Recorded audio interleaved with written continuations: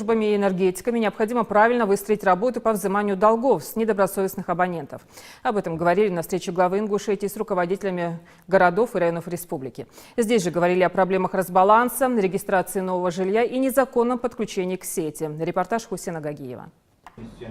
В начале совещания советник председателя правительства республики Абубакар Киев рассказал о мероприятиях, нацеленных на увеличение платежей и снижение дебиторской задолженности. Он сообщил, что за апрель в республику поставлено более 52 миллионов кубометров газа на общую сумму около 268 миллионов рублей. Из них оплачено потребителями 110. Касаясь сбора платежей за электроэнергию, советник премьера отметил, что потребителями за 3 месяца за данную услугу оплачено 182 миллиона рублей, что составляет 42%. Оплачено 298 миллионов рублей, что составляет от поставленного газа 19,9% и от реализованного 39,1%. И отключено за долги 497 абонентов на сумму 37,2 миллиона рублей. Направлено в суд 976 исковых заявлений на сумму 129 миллионов рублей.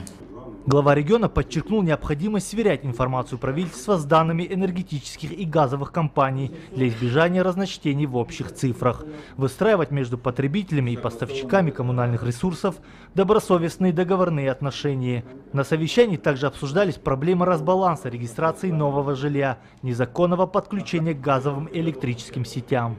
Почему договора не подписаны с жителями новостроек и всего остального?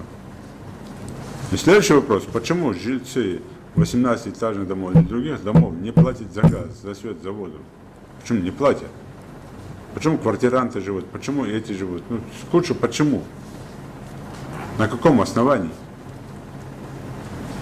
Здесь обработка муниципальных властей, не только газовиков, энергетиков. По мнению главы региона, органам местного самоуправления вместе с газовыми службами и энергетиками необходимо правильно выстроить работу по взиманию долгов с недобросовестных абонентов. Руководители муниципальных образований должны настаивать на погашении задолженности служб ЖКХ, торговых центров, магазинов и, конечно же, населения. К примеру, за возникновение долгов по ЖКХ Малгобека наряду с руководством коммунального хозяйства должна нести ответственность мэрия города.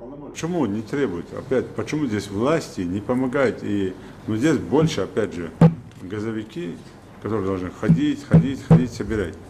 По каждому главе села, главе муниципального правительства. По каждому, не общее, по каждому селу. Список всех бюджетников. И список до каждого населенного пункта.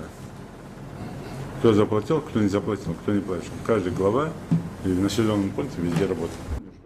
Подводя итог совещания, глава Ингушетии отметил, что раз в месяц будет заслушивать доклад советника председателя правительства по ситуации с платежами в присутствии руководителя сельского поселения или городского округа, достигшего худших результатов в указанной работе.